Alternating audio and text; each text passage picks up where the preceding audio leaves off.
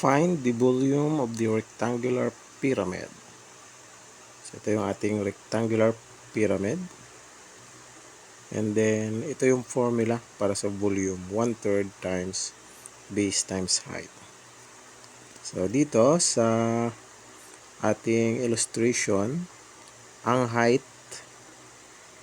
niya ay 17 cm. And then, yung base natin, so yung base natin ay rectangle. So, di ba yung formula para sa area ng rectangle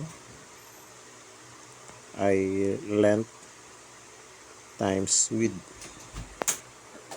So, ito yung ating dimensions, 11 and 9. So, yung length natin dito ay 11 and i-multiply natin sa width na 9.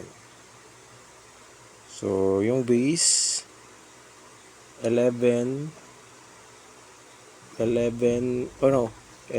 times 9 is equals to 99. Ayan. So, ito na yung kailangan natin na given height. Ito, 17 cm. And then, yung ating base, 11 times 9. So, area ito. Ito yung 99 cm square. Ayan.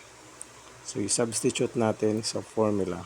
Volume, 1/3. Yung base natin ay 99 nga. 99. And then, yung height ay 17. So, multiply natin. So, 99 times, copy na 1/3. 99 times 17 is equal to 1,683. Okay. And then, so 1/3 times 1,683. So, ganito lang yan.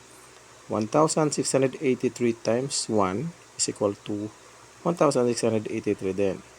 And 1,683 divided by 3 is equal to 561 centimeter. At dahil volume yan, cube.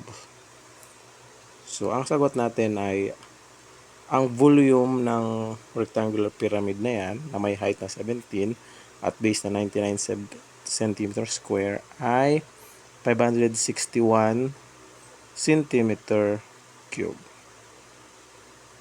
Yan. So, ganun lang.